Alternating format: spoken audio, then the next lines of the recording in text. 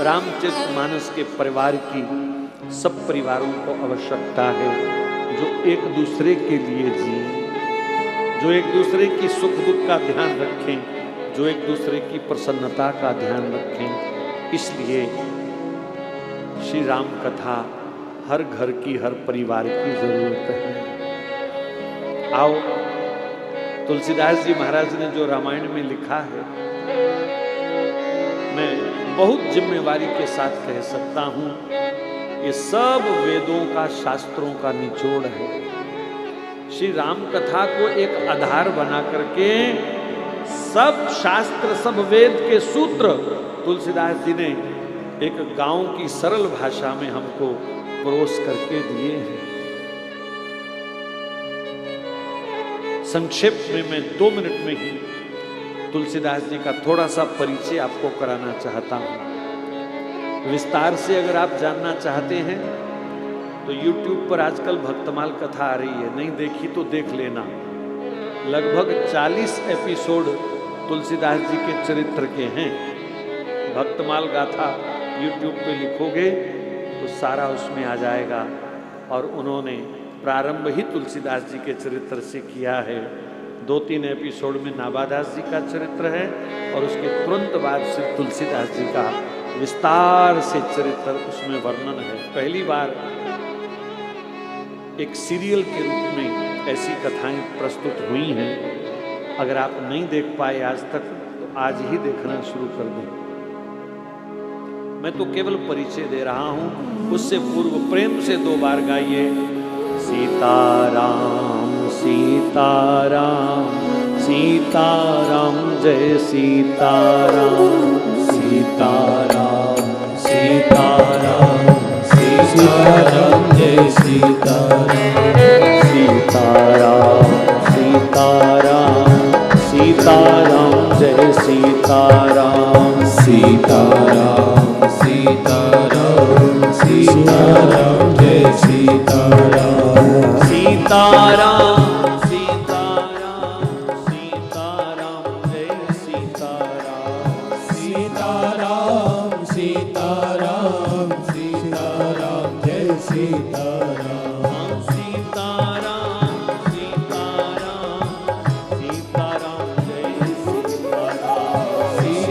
सीताराम सीताराम सीताराम जय सीताराम, सीताराम सीताराम सीताराम जय सीताराम, सीताराम सीताराम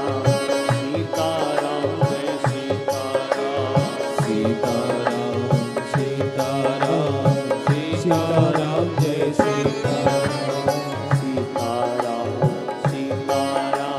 सीताराम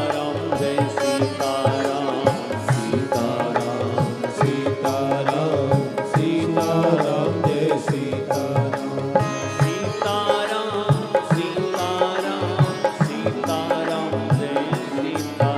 सीताराम। सब गाओ प्रेम से। सीताराम सीताराम जय सीताराम, सीताराम सीताराम सीताराम जय सीताराम, सीताराम सीताराम सीताराम जय सीताराम, सीताराम सीताराम सीताराम जय सीताराम, सीताराम सीताराम सीताराम जय सीताराम, सीताराम सीताराम सीताराम जय सीताराम, सीताराम सीताराम सीताराम जय सीताराम, सीताराम सीताराम सीताराम जय सीताराम, सीताराम सीताराम सीताराम जय सीताराम, जय सीताराम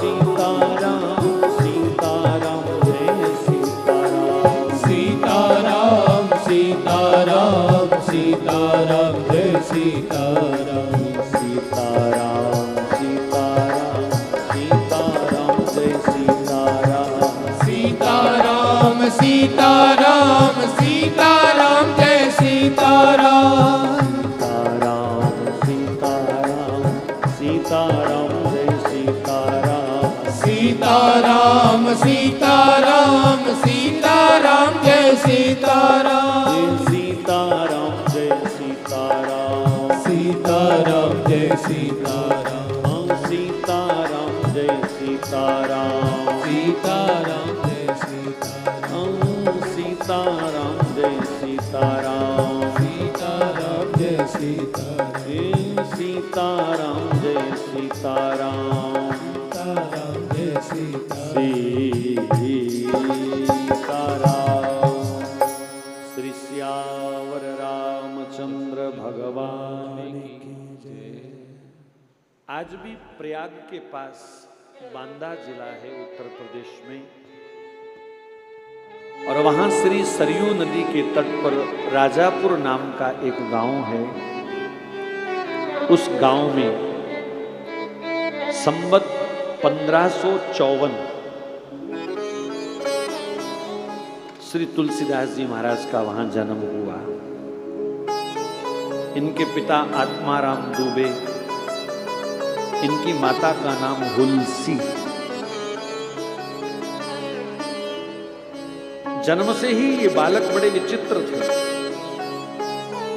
वैसे बच्चा 9 महीने मां के गर्भ में रहता है, और तुलसीदास जी 12 महीने मां के गर्भ में रहे। जब इनका जन्म हुआ तो इनके मुख में 32 के 32 दांत थे, और जन्म लेते बच्चा रोता है, पर ये बच्चा रोया नहीं। इसने जन्म लेते ही राम राम राम ऐसे बोला। एक तो 12 महीने गर्भ में रह कर के आए, एक 32 के 32 दांत, और रोया नहीं बच्चा। गांव में पुराने समय में वहमबाजी बड़ी होती थी। लोगों ने इकट्ठे होकर कहा, महाराज ये बालक तो कोई विचित्र है, मनहूस है, ये शुभ नहीं है। पंडित जी को सब कहने लगे, इस बालक का त्याग कर दो, इसको कहीं दूर छोड़े आओ, किसी को दे दो, कहीं ऐसा ना हो कि सारे गांव का अनिष्ट हो जाए। माता हुलसी ने जब ये चर्चा बाहर होते हुए सुनी तो उसकी सेवा में एक दासी रहती थी। उसने उस दासी को बुलाया और उसका नाम था चुनिया। चुनिया को कहा, तू रातों रात इस बालक को ले जा और कुछ अपने गहने इत्यादि उतार करके दे दिए। इसकी सेवा में जो भी खर्च आए तू ये रख ले, और इस बच्चे को बचा ले, नहीं तो ना जाने ये इसका क्या करेंगे। तो हुलसी ने अपना बालक अपनी दासी चुनिया के साथ भेज दिया। रातों रात वो अपने मायके चली गई दूर, और बालक को भेजने के बाद माता हुलसी का देहांत हो गया। जैसे ही हुलसी का देहांत हुआ तो अगले दिन तो गांव में लियो, देखा ना, हमने कहा था ना ये बालक बड़ा मनहूस है। आते ही मां को खा गया। पिताजी और चिढ़ गए, अरे कहीं ऐसा ना हो ये रह जाता, मेरा भी नंबर लगा देता, अच्छा हुआ कोई ले गया इसको। बाद में उन्हें पता भी चल गया कि ये चुनिया के पास है, लेकिन पिता ने उससे बिल्कुल संबंध तोड़ लिया, कभी खबर लेने नहीं गए। वो बालक बेचारा उस दासी के घर में, चुनिया के घर में पलने लगा। मुंह से राम राम बोला था, इसलिए चुनिया ने उसका नाम राम बोला रख दिया, राम बोला। लेकिन उस बालक का सुख फिर समाप्त हो गया। 5 वर्ष का जब ये बालक हुआ राम बोला, तो चुनिया का भी देहांत हो गया। तब तक चुनिया के गांव में ये सब चर्चा फैल चुकी थी कि इस प्रकार इसकी मां ने इसका त्याग किया, इसे भेज दिया, इसके पिता ने त्याग कर दिया है। पहले मां को खा गया, अब चुनिया को भी खा गया। तो सारा गांव उसे पिशाच कह कह के नफरत करने लगा। ये तो कोई प्रेत है, पिशाच है, नरभक्षी है। जो भी इसके साथ जुड़ता है वो मर जाता है। सारे गांव ने उसका तिरस्कार कर दिया, बहिष्कार कर दिया। पंचायत बैठी, प्रस्ताव पारित हो गया कि इस बच्चे को कोई रोटी नहीं देगा, कोई पानी नहीं देगा। गांव से निष्कासित कर दिया।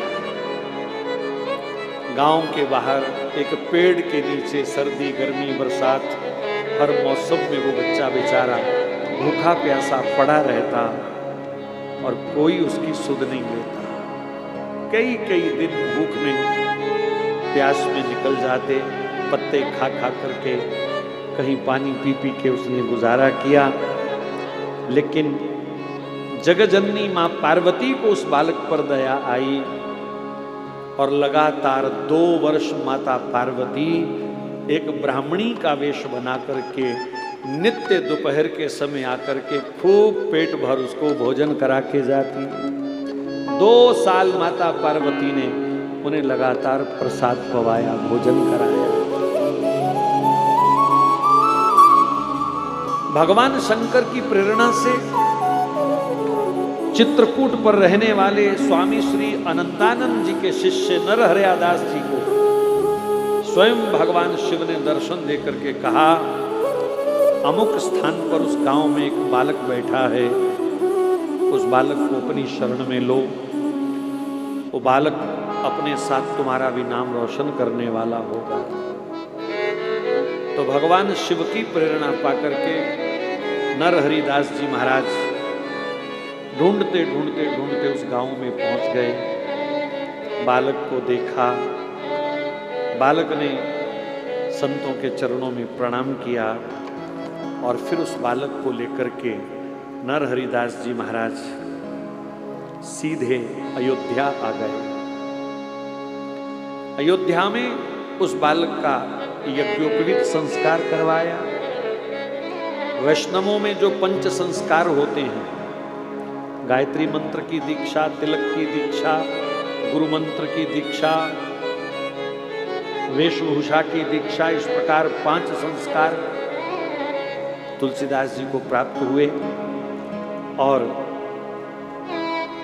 बिना सिखलाए राम बोला ने शुद्ध गायत्री मंत्र का उच्चारण करके वहां बैठे सब संतों को अचंभित कर दिया। फिर अयोध्या में ही रह करके ये बालक विद्या अध्ययन करने लगे और दीक्षा के साथ साथ गुरुदेव अपने शिष्य का नामकरण भी करते हैं। तो नरहरिदास जी महाराज ने इनका नामकरण किया तुलसीदास। तो अयोध्या जी में विद्या अध्ययन करने लगे। इनकी बुद्धि इतनी प्रखर थी, भाई इसको चुप कराओ, बालक को फ्रंट लाइन पे, बेटे कार्टून देखो मोबाइल पे।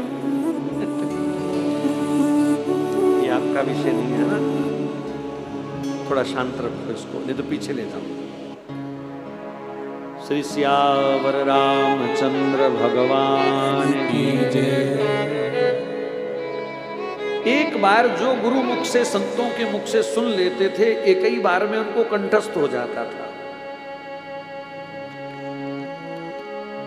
नरहरिदास जी ने यहीं अयोध्या में रह करके तुलसीदास जी को राम कथा सुनाई। जो शुक्र क्षेत्र है, वाराह क्षेत्र जिसे कहते हैं, वहां रह करके गुरु चरणों में बैठ करके खूब राम कथा का इन्होंने सरस पान किया अपने गुरुदेव के श्रीमुख से। फिर काशी में गुरुदेव इनको छोड़े आए। वहां एक बहुत ही उस समय के मूर्धन्य विद्वान श्री शेष सनातन जी, उनके पास तुलसीदास जी को छोड़ा गया। समस्त शास्त्रों का, वेद वेदांग का अध्ययन श्री शेष सनातन जी ने तुलसीदास जी को कराया। वहीं रहते रहते तुलसीदास जी की आयु इस समय लगभग 27 वर्ष की हो गई थी। एक दिन रात्रि के समय कुछ सहपाठी खेलकूद करते करते पास वाले जंगल में चले गए। वहां उनको एक प्रेत दिखाई दिया। वो बड़ा डरावना सा दृश्य देख करके मानो खा जाएगा, वो डर के मारे वहां से भागे और तुलसीदास जी को आके समाचार दिया, भैया उस पेड़ में तो प्रेत रहता है। तो प्रेत शब्द सुनते ही तुलसीदास जी को अपना बचपन याद आ गया कि जब मैं छोटा था सब गांव वाले भी मुझे प्रेत प्रेत कहते थे, ये पिशाच है, ये प्रेत है। तो जरा मैं देखूं तो प्रेत होता क्या है। तो तुलसीदास जी निर्भीक होकर के उस पेड़ के पास चले गए और खड़े हो गए। जैसे ही वो प्रेत उनके सामने प्रकट हुआ, इन्होंने राम नाम का संकीर्तन प्रारंभ कर दिया और प्रेत का उनके ऊपर कोई प्रभाव नहीं हुआ।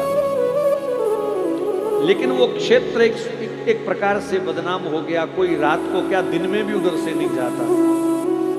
तब तुलसीदास जी महाराज ने सोचा कि इस प्रेत का उद्धार करना चाहिए और उन्होंने 27 वर्ष की आयु में ही वहां श्री हनुमान चालीसा की रचना करी।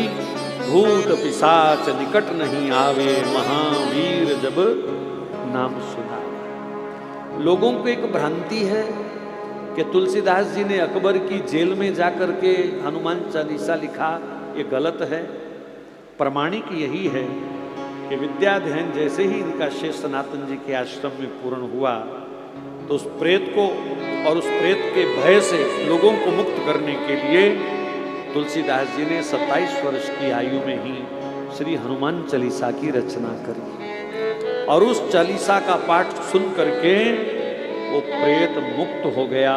प्रेत योनि से वहां से अपने अन्य गति को प्राप्त कर गया। तो सारा क्षेत्र जो है फिर उस प्रेत के भय से एकदम मुक्त हो गया और तुलसीदास जी का हनुमान चालीसा धीरे धीरे घर घर में प्रसिद्ध होने लगी। यूं कहें कि तुलसीदास जी की पहली रचना श्री हनुमान चालीसा। फिर वो अपने गुरुदेव के दर्शन करने के लिए चित्रकूट गए। जैसे ही चित्रकूट पहुंचे उन्हें सूचना मिली कि गुरुदेव तो साकेतवासी हो गए। बहुत मन को दुख हुआ, बहुत रोए तुलसीदास जी। मन एकदम सुन्न हो गया, उचाट हो गया। अब क्या करूं, कहां जाऊं, कहां रहूंगा, गुरुदेव तो चले गए। घूमते घूमते वो अपनी जन्मभूमि आए। गांव के लोगों ने जब सारा परिचय इत्यादि पूछा तो पता चला कि यही वो राम बोला है जिसको 3 दिन की अवस्था में ही घर से निकाल दिया था।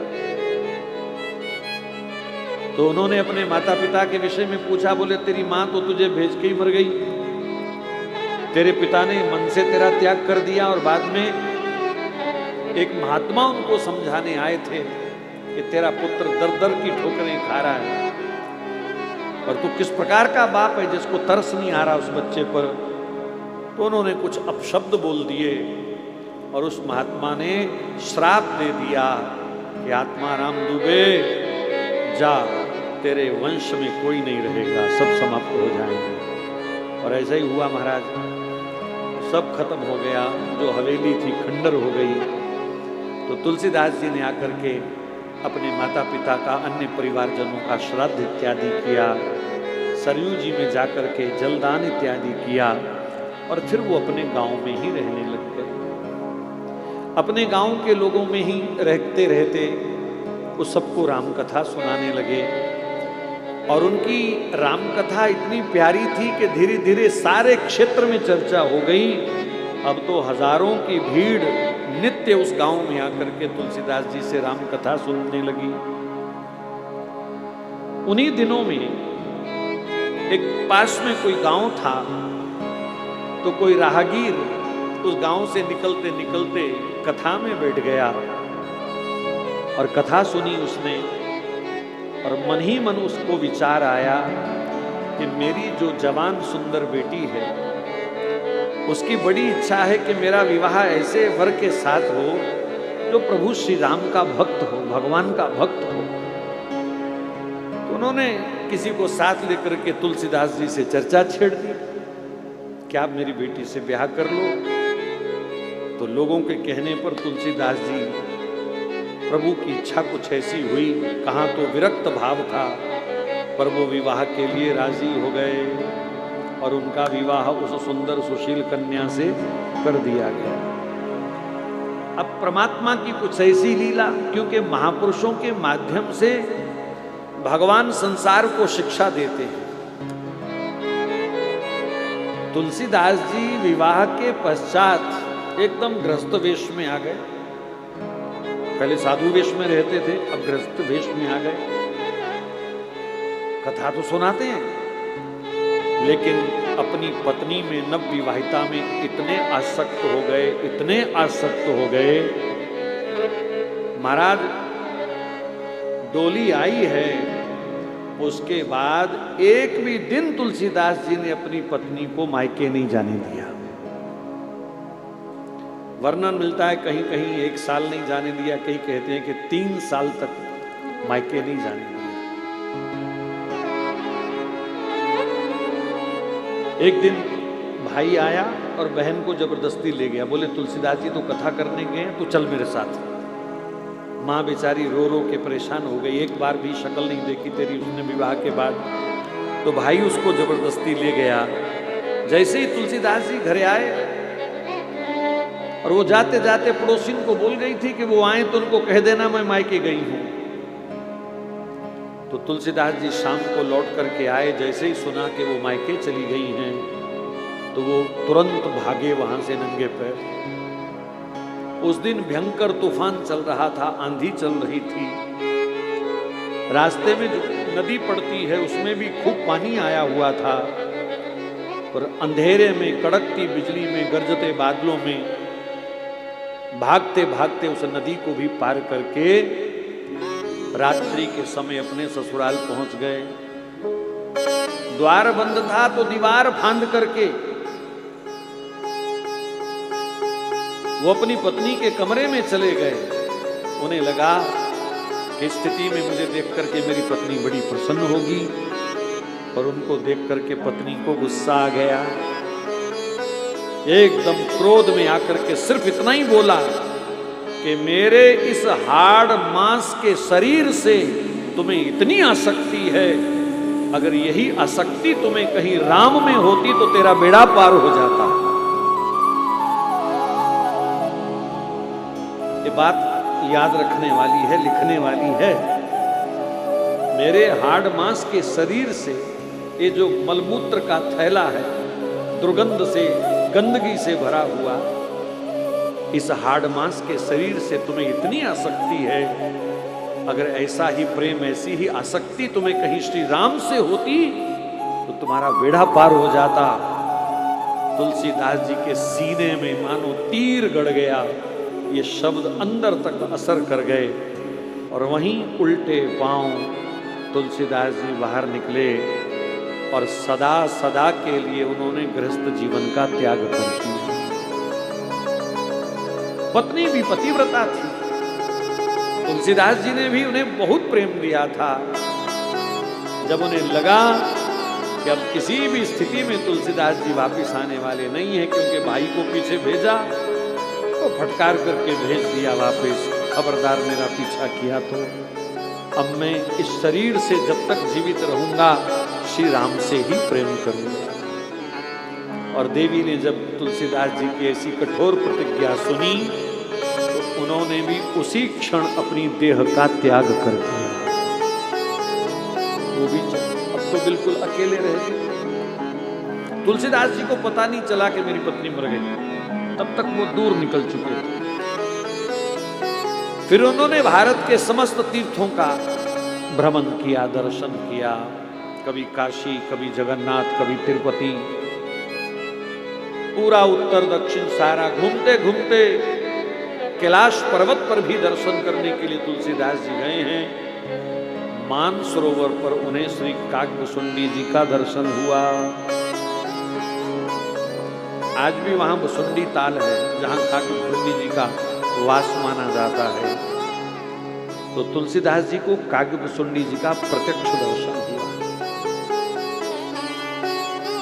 फिर वहां से घूमते घूमते तुलसीदास जी काशी आ गए। काशी में वो निरंतर राम कथा कहने लगे और उनकी कथा की प्रसिद्धि दूर दूर तक फैल गई। वहां फिर एक बार उनको प्रेत मिला। जहां वो कथा करते थे वहां किसी प्रेत का वास था। तो कथा सुनते सुनते, कथा तो यहां तक भी आती है कि वहां रहते रहते तुलसीदास जी सुबह शौच क्रिया के लिए जाते थे और अपने उसी शौच क्रिया वाले लोटे का बचा हुआ जल एक पेड़ के पास आके फेंक देते थे और उस पेड़ में प्रेत रहता था। एक संत के हाथों से भले ही वो अशुद्ध जल उसको मिला, लेकिन उस जल से उस प्रेत की मुक्ति हो गई। संत का प्रभाव होता है। अब जब उसकी मुक्ति हुई तो उसने दिव्य रूप में तुलसीदास जी को दर्शन दिया। कहा, महाराज मैं आपका ऋणी हूं, आप रोज यहां जल छोड़ते थे अपने हाथों से और उस जल से मेरी मुक्ति हो गई। अब मैं इसका कुछ बदला चुकाना चाहता हूं। मैं कैसे बदला चुकाऊं? तुलसीदास जी ने कहा, तू क्या कर सकता है? बोले, मैं दिव्य दृष्टि है मेरे पास, मेरी योनि नीच है पर प्रेत के अंदर बहुत एक प्रकार की शक्ति रहती है। तो उन्होंने कहा, तो ऐसा कर, फिर मुझे राम जी का दर्शन करा, रघुनाथ जी कहीं दर्शन दे दें। प्रेत ने कहा, देखो इतना सामर्थ्य तो मुझ में नहीं है कि मैं आपको श्री राम का दर्शन करा सकूं। तो बोले, ऐसे ही ढीक हाँक रहे थे, बोलो मैं आपकी क्या सेवा करूं, ऋण चुकाना चाहता हूं। तो मेरी तो एक ही इच्छा है, प्रभु का दर्शन हो जाए। तो प्रेत ने कहा, मैं प्रभु का दर्शन तो नहीं करा सकता, हाँ मैं आपको हनुमान जी का दर्शन करा सकता हूं। बोले, कहाँ मिलेंगे? बोले, कहीं भटकने की जरूरत नहीं है, आप जहां कथा करते हैं वहीं पर एक कोढ़ी के रूप में साक्षात स्वयं श्री हनुमान जी कथा सुनने आते हैं। वो सबसे पहले आते हैं और सबके बाद जाते हैं। ये परिचय दे दिया उसने। अगले दिन तुलसीदास जी जैसे ही बैठे मंच पर, अब सबसे पहले वो कोढ़ी आया, प्रणाम करके बैठ गया, पूरी कथा सुनी और सब चले गए। तो अंत में प्रणाम करके वो भी बाहर निकला। देखो ये नियम पक्का है, यत्र यत्र रघुनाथ कीर्तनम तत्र तत्र कृत मस्तकांजलिम बाष्पवारी परिपूर्ण लोचनम मारुतिम नमत राक्षसांतकम। ये बिल्कुल सिद्ध बात है, जहां भगवान की कथा होती है वहां हनुमान जी किसी ना किसी रूप में अवश्य विराजते हैं। ऐसे बहुत सारे प्रमाण हो चुके हैं। एक तो बहुत ताजा ताजा प्रमाण है, लगभग कुछ 35-40 वर्ष पुराना, क्योंकि जिस व्यक्ति ने आंखों देखी वो घटना उसने हमको बताया। जम्मू में एक गांव में कथा हो रही थी, जम्मू में। वो जो पंडित जी कथा करते थे उनको भी इस श्लोक पर थोड़ा संदेह हुआ कि यार सुना है मैंने जहां कथा होती है वहां भगवान आते हैं, हनुमान जी आते हैं। तो मुझे इतने साल हो गए कथा सुनाते सुनाते, मैं बूढ़ा हो गया, पर आज तक मुझे हनुमान जी तो कहीं बैठे दिखे नहीं, कैसे लिख दिया शास्त्रों में। तो मैं परीक्षा लूंगा, कोशिश करता हूं। तो रामकथा चल रही थी, अशोक वाटिका का प्रसंग था और कथा सुनाते सुनाते पंडित जी ने बोलना शुरू कर दिया। जिस समय श्री हनुमान जी महाराज अशोक वाटिका में गए तो उन्होंने सफेद रंग के वस्त्र धारण किए हुए थे, सफेद लंगोटा पहने हुए, सफेद कमरबंद पहने हुए, बार बार वो सफेद सफेद सफेद शब्द बोले।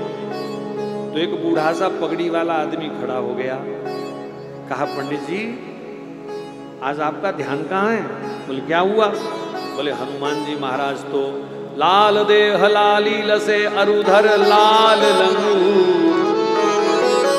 हनुमान जी तो सदा लाल वर्ण में रहते हैं, लाल वस्त्रों में रहते हैं, उनका शरीर भी तपे हुए सोने की तरह लाल रहता है, और आप क्या बोल रहे हो सफेद कपड़े सफेद कपड़े।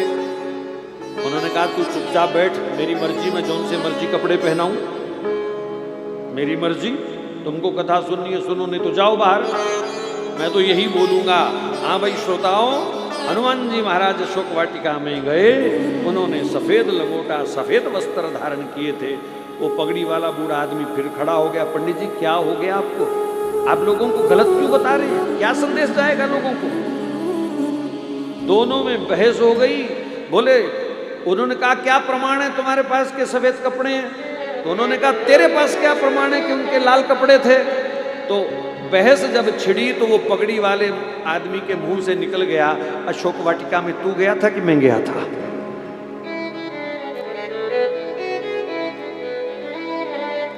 बस महाराज यही आज मैं देखना चाहता था कि हनुमान जी यहाँ है कि नहीं है। तो हनुमान जी कथा में होते हैं, इसलिए हम अपने श्रोताओं को सावधान करते हैं, कथा में आओ, बड़े पवित्र होकर के, शुद्ध होकर के बैठो, कोई ऐसी हरकत ना करें कि श्री हनुमान जी को कथा श्रवण में विघ्न हो। हमारे किसी कारण से उनकी कथा में विघ्न नहीं आना चाहिए। इसलिए श्रोताओं को बड़े नियम से, संयम से, धैर्य से, मर्यादा से बैठना चाहिए। प्रयाग में एक और सच्ची घटना घटी, ये भी कोई बहुत पुरानी नहीं है, जिनसे हमने सुनी। वो एक बड़े अच्छे रामायणी थे प्रयाग के, पंजाब में बहुत आते थे, तो उन्होंने एक बार हमको सुनाया। बोले एक पंडित जी राम कथा करते थे, तो आइए हनुमंत विराजिए, हनुमान जी का आवाहन करते थे। और वो हनुमान जी के लिए एक पान का पत्ता आसन के रूप में रखते थे और उसके ऊपर एक लड्डू रख देते थे और समझते थे कि ये लड्डू जी नहीं है, ये हनुमान जी है। ये लड्डू के रूप में श्री हनुमान जी मेरे सामने बैठ गए हैं, और उनका पूजन करके, उनको प्रणाम करके फिर वो कथा शुरू करते थे। एक वकील कहीं कथा में आ गया, थोड़ा नास्तिक प्रकृति का था,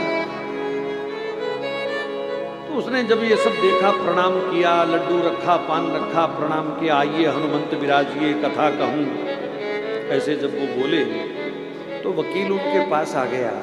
बोले पंडित जी कथा सुनाओ, चलो ठीक है, ये लोगों को पाखंड कून करके दिखा रहे हो, ये पान के पत्ते पर लड्डू रख दिया तो तुम्हारा हनुमान आके बैठ गया यहाँ पर।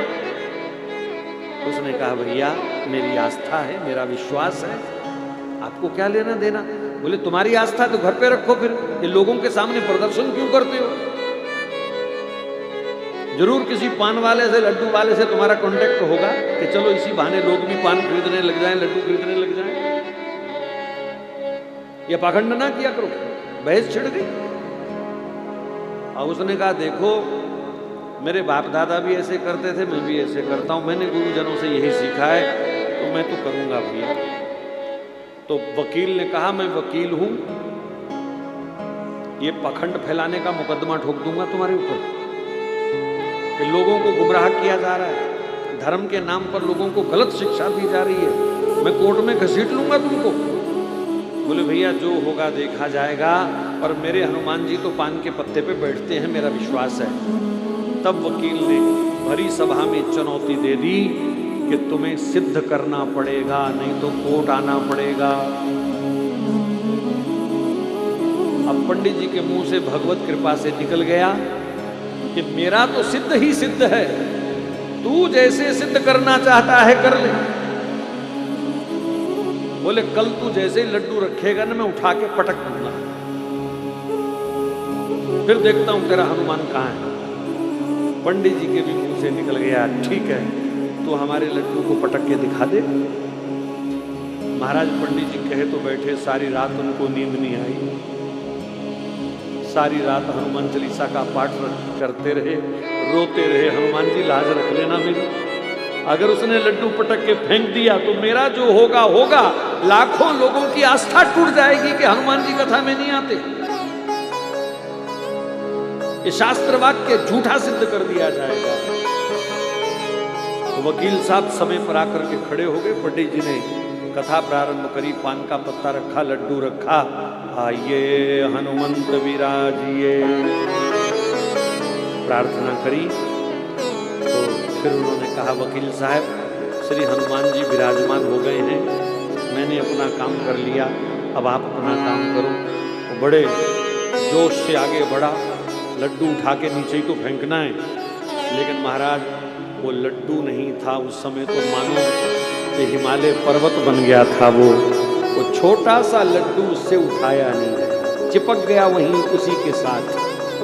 जोर लगाते लगाते उसके पसीने छूट गए और जोर जोर से चिल्ला चिल्ला करके क्षमा कर दो, कान पकड़ता हूं, ऐसा जब उसने शोर मचाया तब कहीं उसका हाथ वहां से हटा। आज फिर प्रमाण आ गया कि हनुमान जी महाराज कथा में बैठते हैं। यत्र यत्र रघुनाथ कीर्तनम तत्र तत्र कृत मस्तकांजलिम वाष्पवारी परिपूर्ण लोचनम। ऐसे सिर झुका के बैठते हैं, आंखों में प्रेम के अश्रु भरे रहते हैं उनके। ये हनुमान जी का कथा में पधारने का स्वरूप है, पर हम संसारी लोग उनको नहीं पहचान पाते। तो तुलसीदास जी की कथा में वो कोढ़ी के रूप में आते थे, तो प्रेत ने कहा पहचान लेना। अब कथा सुनकर के सब लोग चले गए तो उनका अंत में जाने का नियम था। जैसे ही वो अंत में वहां से प्रणाम करके निकले तो तुलसीदास जी उनके पीछे पीछे चल दिए। अब कभी वो तेज हो जाएं तो तुलसीदास जी भी भागे। अब उनको पता तो लग गया कि तुलसीदास जी को मुझ पर संदेह हो गया है।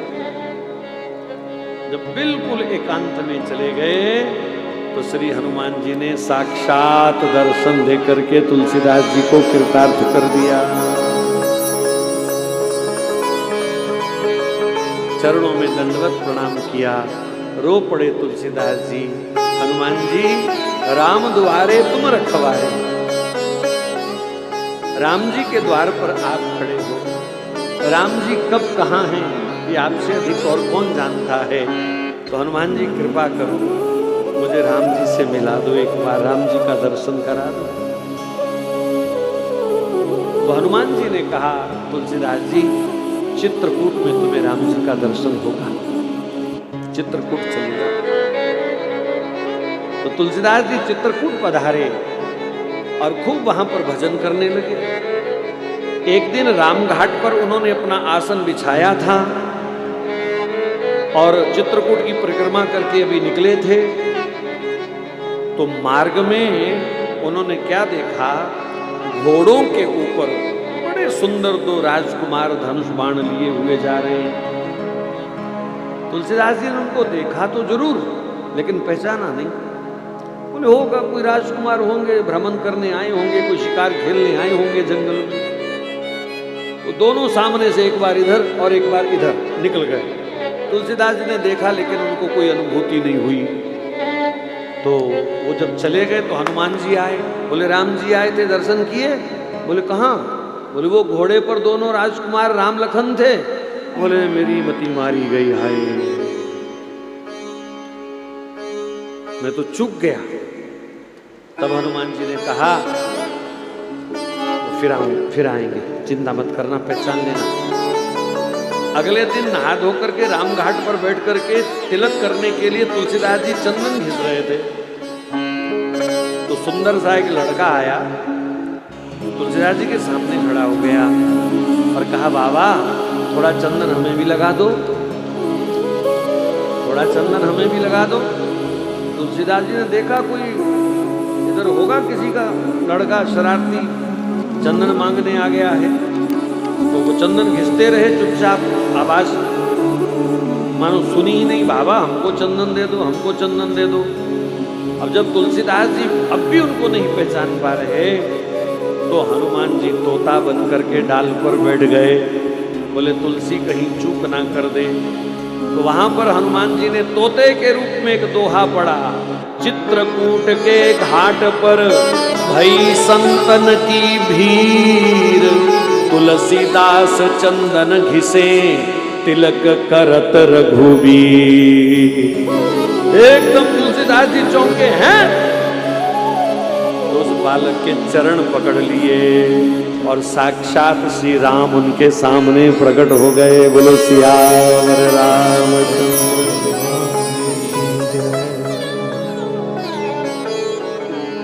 तो संवत 1607 की मौनी अमावस्या वाले दिन रामघाट पर तुलसीदास जी को राम जी का दर्शन हुआ।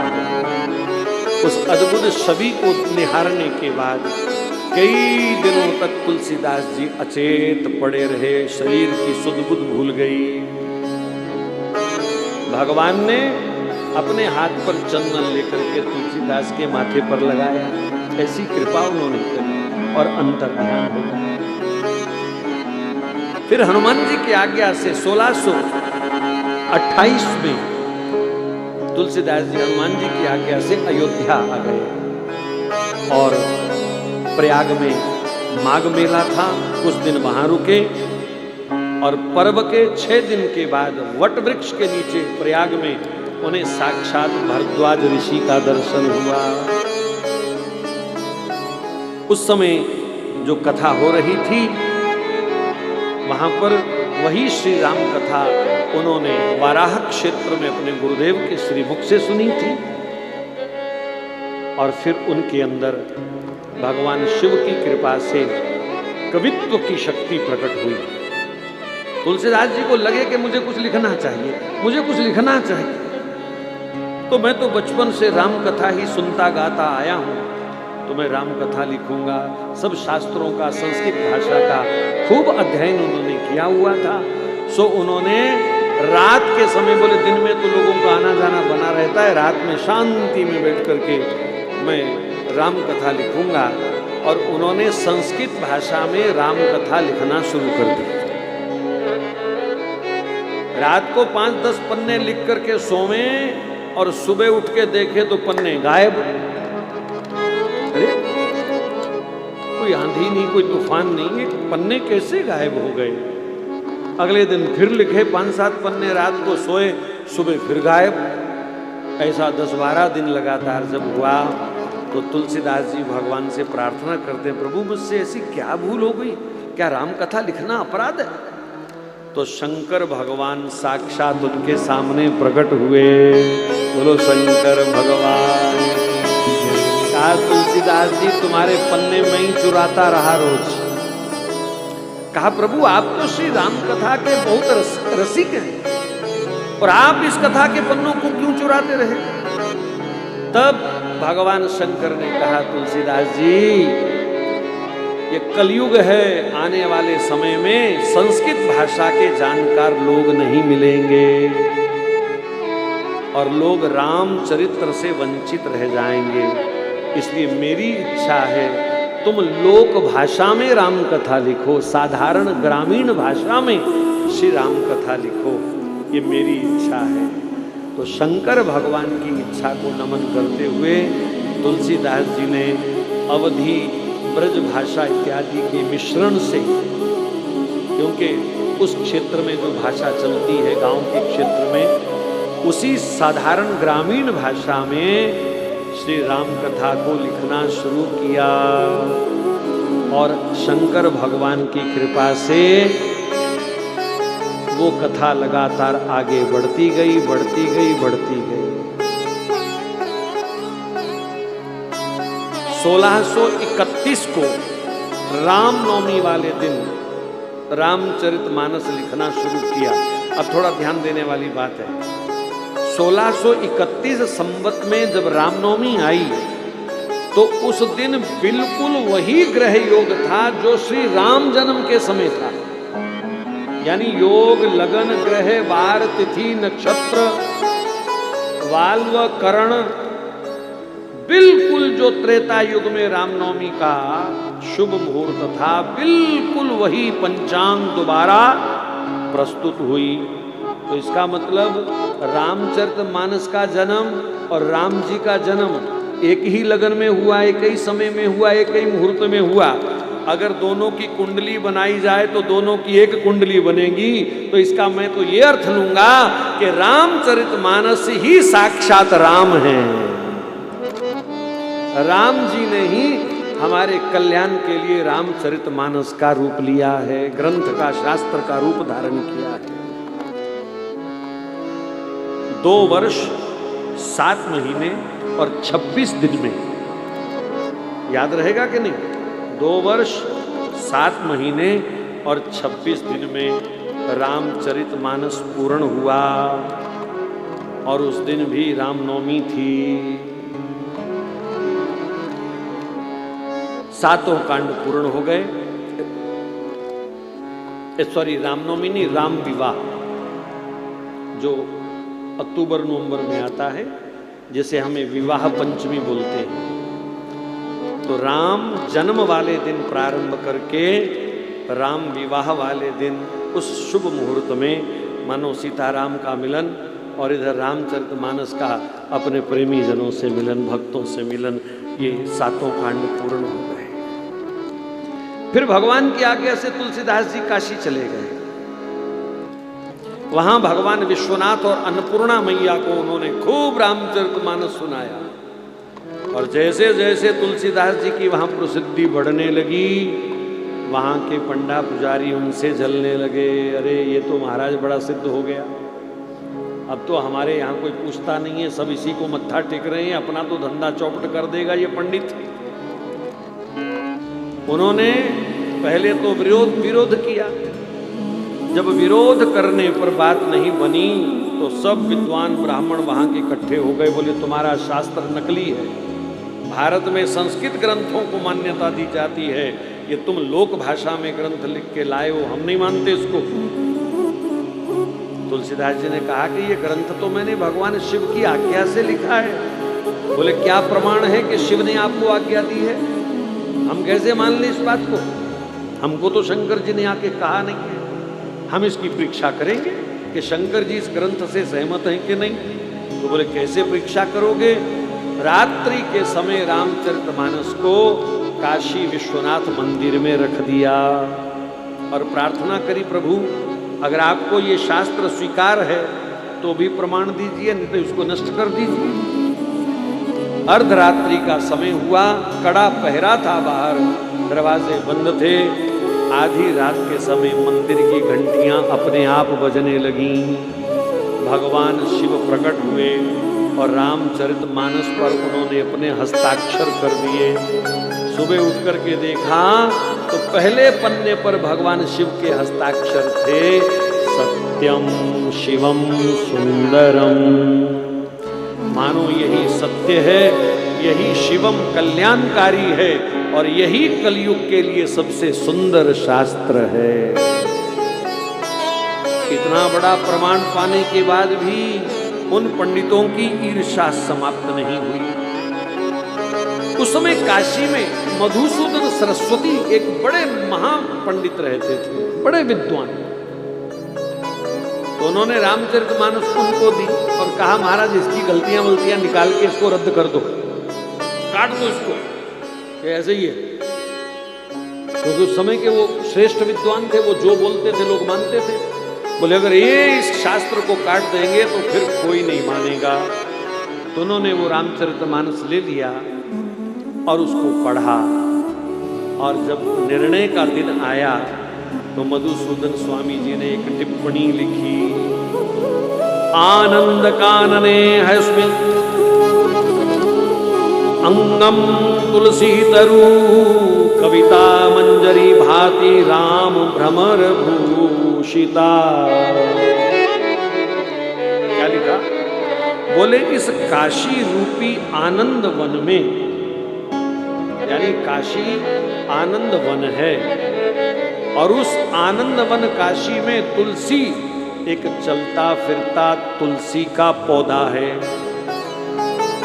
और उसकी कविता रूपी मंजरी इतनी बढ़िया है, इतनी बढ़िया है। मैंने जितनी बार भी देखा इस रामचरितमानस की मंजरी पर मानो स्वयं राम भमरा बन करके भ्रमण कर रहे हैं। कितनी सुंदर जो प्रशंसा की पंक्ति उन्होंने लिखी तो सब काशी के पंडित बड़े लज्जित हुए, वे इन्होंने भी मान्यता दी। रात को 2 चोर भेज दिए, जाओ तुलसी की पुस्तक चुरा लाओ। तुलसीदास जी अपनी कुटिया में सोए हुए हैं, दोनों चोर गए और जैसे ही अंदर घुसने का प्रयास किया, क्या देखा? 2 राजकुमार धनुष बाण लिए खड़े पहरा दे रहे हैं। उनका दर्शन करके भाग तो गए पर उन दोनों की छवि उनकी आंखों में बस गई। अगले दिन तुलसीदास जी महाराज के चरणों में आकर के क्षमा मांगी। कहा हम तो चोरी करने आए थे पर आपने पहरेदार बड़े सुंदर सुंदर रख चढ़े। वो कहाँ है तुम्हारे पहरेदार, जरा दर्शन तो कराओ। तो तुलसीदास जी को उस समय बड़ा कष्ट हुआ कि प्रभु मेरे कारण आपको इतना कष्ट सहना पड़ रहा है, रात रात जागना पड़ रहा है। लोग समझते हैं कि पता नहीं तुलसीदास के पास कितनी संपत्ति है। तो जो कपड़ा लत्ता इत्यादि उनके यहाँ पड़ा था, या कोई लोगों ने कुछ दिया लिया होगा, भगवान जाने, अगले दिन गरीब लोगों को बुला करके तुलसीदास जी ने बिल्कुल अपनी कुटिया खाली कर दी। केवल जो तन पर वस्त्र पहने थे वही उनको पहने रह गए, बाकी सब गरीबों में बांट दिया। बोले अब राम जी को मेरे लिए कष्ट नहीं सहना पड़ेगा, वो पहरा देने के लिए आते हैं यहाँ पर। उसके बाद तुलसीदास जी की ये कथा यात्रा निरंतर चलती रही। एक दिन बड़ी अजीब घटना घटी। गंगा जी के किनारे तुलसीदास जी भजन कर रहे हैं। अचानक मुर्दा लेकर के कुछ लोग वहां से निकले, राम नाम सत्य है, राम नाम सत्य है, राम नाम सत्य है। तो तुलसीदास जी के आगे से वो तो निकल गए, पर उसकी जवान सुंदर पत्नी, वो भी पति की लाश के पीछे पीछे आ रही थी। और उन दिनों में कुछ स्त्रियां पतिव्रत धर्म का पालन करते हुए अपने पति के साथ सती हो जाती थी, चिता में भस्म हो जाती थी। तो उसने भी निर्णय किया कि मैं अपने पति के बिना नहीं रह सकती, मैं सती हो जाऊंगी। और वो 16 श्रृंगार सजाए हुए, पूरी दुल्हन जैसी वेशभूषा, जब सती होती है कोई तो दुल्हन जैसा श्रृंगार उसका, 16 श्रृंगार, गहने कपड़े सब सज धज करके जैसे कोई दुल्हन आती है, तो वो पीछे पीछे वो भी आ रही थी, पूरी दुल्हन जैसी सजी हुई। उसने सोचा मेरा अंतिम समय है, भी पति के साथ मुझे भी भस्म होना है, तो चलो ये महात्मा बैठे, इनको प्रणाम कर लेती हूँ चलते चलते। तो उसने सिर झुका करके तुलसीदास जी को प्रणाम कर दिया। अब तुलसीदास जी ने सोचा कोई नवनवेली दुल्हन हमको प्रणाम कर रही है, तो उन्होंने कह दिया सौभाग्यवती भव। देवी कहती है महाराज मेरे पति की लाश तुम्हारे आगे से अभी निकली है और आप मुझे सौभाग्यवती भव कह रही हैं। ये संत होकर कैसा मजाक करते हो मेरे साथ? क्यों मेरी आत्मा को आपने इस प्रकार ये आशीर्वाद दिया है कि नमक छिड़का मेरे ऊपर आपने? तुलसीदास जी एकदम हिल गए, कांप गए। बोले अगर ऐसा था तो भगवान ने हमारे मुख से ऐसा क्यों कहलवाया, हमारे मुख से ऐसा क्यों निकला? हम तो भगवान के ध्यान में भजन में बैठे थे, तो हमारे मुख से ऐसा क्यों निकला? लोगों ने जब शोर मचाए, महात्मा होकर के देखो क्या उठपटांग बोलता रहता है, सौभाग्यवती भव, उसका पति मर गया, वो सती होने जा रही है और कह रहा है सौभाग्यवती भव। तुलसीदास जी ने कहा बंधुओं आप कृपा करके उस मुर्दे को मेरे सामने ले आइए। वो ले आए। अब संत जो असली है ना, वो श्रेय नहीं लेता, वो भगवान को श्रेय देता है। तो तुलसीदास जी ने कहा आप अगल बगल बैठ करके मेरे साथ भगवान का कीर्तन गाओ। तो सब बैठ गए और तुलसीदास जी ने वहां संकीर्तन प्रारंभ कर दिया। श्री राम जय राम जय जय राम, श्री राम जय राम जय जय राम, श्री राम जय राम जय जय राम, श्री राम जय राम जय जय राम, श्री राम जय राम जय जय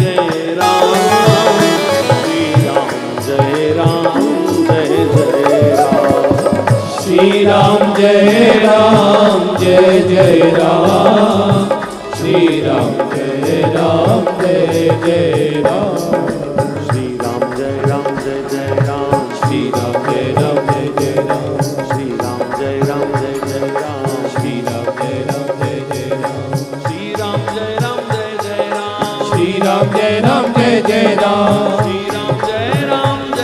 श्री राम जय राम जय जय राम, राम जय राम जय जय राम, श्री राम जय राम जय जय राम, श्री राम जय राम जय जय राम, श्री राम जय राम जय जय राम। जैसे ही तुलसीदास जी नेत्र बंद करके आंखों से अश्रु बहाते हुए भगवान का नाम पुकारने लगे,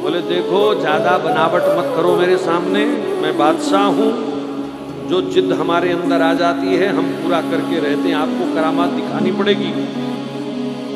डराया धमकाया, और सच्चा संत कहाँ डरता है इन बादशाहों के धमकियों से। कहा तुमको जो करना है करो भैया, पर मेरे पास कोई चमत्कार ना है, ना दिखाऊंगा। कहा देखते हैं तो कितने दिन नहीं दिखाता, डाल दो जेल में भूखे प्यासे, खबरदार पानी भी पिलाया किसी ने इसको तो अपने आप दिखाएगा चमत्कार। तुलसीदास जी ने कहा ठीक है राम जी, अगर आपकी ऐसी इच्छा है तो यहाँ बैठ के भजन कर लेते हैं, हमें क्या फर्क पड़ता है। हम तो वैसे भी एकांत पसंद करते हैं, भीड़ भाड़ में बहुत दिन हो गए, यहाँ एकांत में बैठ के भजन करेंगे। तो अंदर बैठ के वो भजन करने लग गए। पर तुलसीदास जी की भूख प्यास हनुमान जी कैसे देख सकते थे, समय पर आकर के प्रसाद दे जाते, पानी पिला जाते। तुलसीदास जी निश्चिंत भजन कर रहे हैं। अकबर कई बार आया, क्यों दिमाग ठिकाने आया कि नहीं। सैनिकों ने कहा महाराज वो तो जेल में बैठा और निखर रहा है, उसके चेहरा और लाल हो गया पहले से, हम तो पानी भी नहीं पिलाते उसको। वैसे तो अकबर को समझ आना चाहिए कि यही चमत्कार है जो बिना भूख बिना रोटी के पानी के जी रहा है इतने दिनों से, लेकिन फिर भी मैं चमत्कार देखूंगा। तब हनुमान जी ने तुलसीदास जी को कहा चिंता मत करो, इसको चमत्कार मैं दिखाता हूं अच्छी तरह। एकाएक लाखों वानरों की सेना पता नहीं कहां से आई, अकबर का सारा महल घेर लिया, जितने सैनिक थे सबके कपड़े फाड़ दिए, सबको काट काट करके जख्मी कर दिया। अकबर की जितनी रानियां पटरानियां थीं सबकी साड़ियां वो सारे उनके बुरके शुरके फाड़ करके लीरो लीर कर दिए। ऐसा हल्ला मचाया, ऐसा हल्ला मचाया, जब अकबर को जाके बताया महाराज इतनी फौज यहाँ तो वानर है नहीं, देखने को नहीं था, ये लाखों वानर कहाँ से आ गए।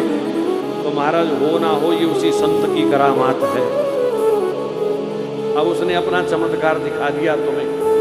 दौड़ करके गए, चरणों में सिर झुकाया, बाबा बाबा माफ कर दो, हमको नहीं देखना चमत्कार।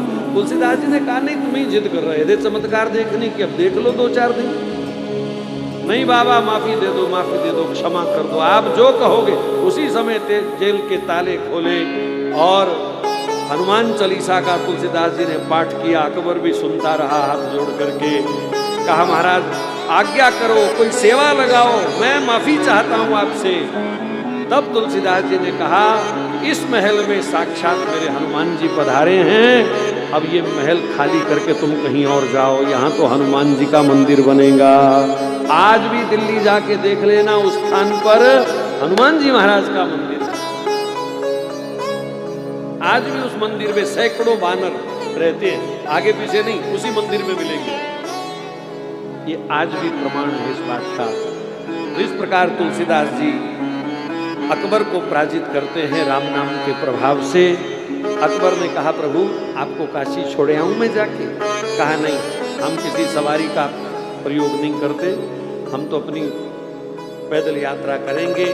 दिल्ली आए हैं, यहाँ वृंदावन नजदीक है तो बिहारी जी का दर्शन करते हुए जाएंगे। तो गोस्वामी तुलसीदास जी वृंदावन पधारे, बोलो वृंदावन बिहारी लाल की जय। अब दर्शन करने के लिए जब वो बिहारी जी के मंदिर में गए हैं तो सब परिचय करा रहे हैं, तुलसीदास जी ये बिहारी जी हैं, दंडवत करो, प्रणाम करो। लेकिन तुलसीदास जी तो जगत को एक संदेश देना चाहते थे। कहा कहूं शबि आज की भले विराजे नाथ, तुलसी मस्तक नमत है पर धनुष बाण लो हाथ। कुछ लोग इस दोहे को गलत पढ़ते हैं, तुलसी मस्तक तब नवे जब धनुष बाण हो हाथ। जिद नहीं करी उन्होंने कि मैं तो तब प्रणाम करूंगा जब धनुष बाण होगा, मैं बंसी वाले को नहीं करता, ऐसा कोई भाव नहीं है। तुलसी मस्तक नमत है, जरा धनुष बाण लो हाथ। मैं प्रणाम करने आया हूं अपने प्रभु को, आज दुनिया को दिखा दीजिए कि राम और कृष्ण एक ही हैं, कोई अंतर नहीं है। सब लोग वहां उस समय कट्टरवाद था, महाराज जय श्री कृष्ण जय श्री राधे, तुलसीदास जी कहते थे जय श्री राम, हे बाबा राम राम रट रहा है वृंदावन आकर के, हैं? तब तुलसीदास जी ने बिहारी जी से प्रार्थना करी। जैसे ही पर्दा हुआ, तुलसीदास जी प्रार्थना कर रहे थे, अचानक पर्दा हटा तो बिहारी जी धनुष बाण लेकर के खड़े हैं। बोलो सियावर रामचंद्र। कित मुरली कित चंद्रिका कित गोपियन के साथ, अपने जन के कारण श्री कृष्ण भये रघुनाथ। सियावर राम जय जय राम। तो कुछ दिन वृंदावन तुलसीदास जी रहे हैं, लोगों को खूब राम कथा का आनंद दिया वहां पर। फिर तुलसीदास जी वहां से पुनः काशी लौट गए। काशी लौट अब वृद्धावस्था आ गई। 126 वर्ष के हो गए तुलसीदास, 126 वर्ष के। संवत 1680 गंग के तीर, श्रावण शुक्ला तृतीया, तुलसी तजयो शरीर। कहीं कहीं श्रावण शुक्ला सप्तमी भी कहा जाता है, पर गोरखपुर गीता प्रेस रामचरितमानस जो छपा है उसमें श्रावण कृष्ण तृतीया लिखा है, ऐसा है। तो इस दिन 126 वर्ष की आयु में गोस्वामी तुलसीदास जी ने अपना देह त्याग किया और अंतिम उपदेश में भी सिर्फ एक ही बात कही।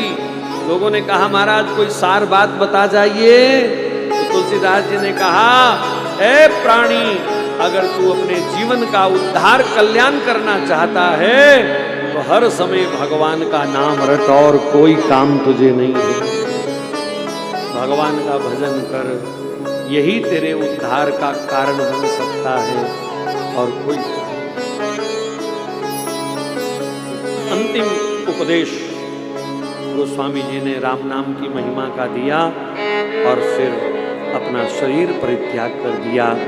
ऐसे महान संत श्री तुलसीदास जी की रचना श्री रामचरितमानस।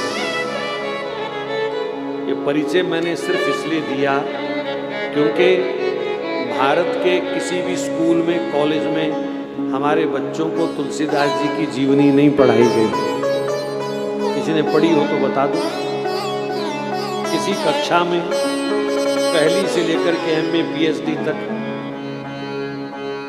कहीं भी सरकारी की तरफ से इस प्रकार की शिक्षा का प्रबंध नहीं है।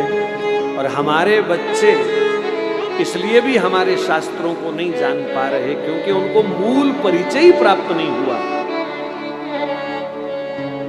आज भी आप किसी पढ़े लिखे M.Tech B.Tech से पूछ लेना तुलसीदास कौन थे, शायद नहीं बता पाएंगे।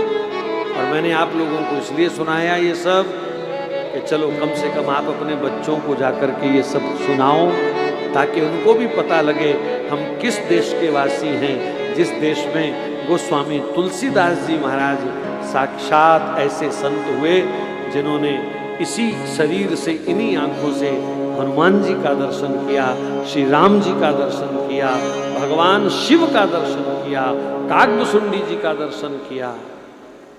तो कैसे ये सब हो सकता है जीवन में, ये संतों का चरित्र ही हमें समझा सकता है।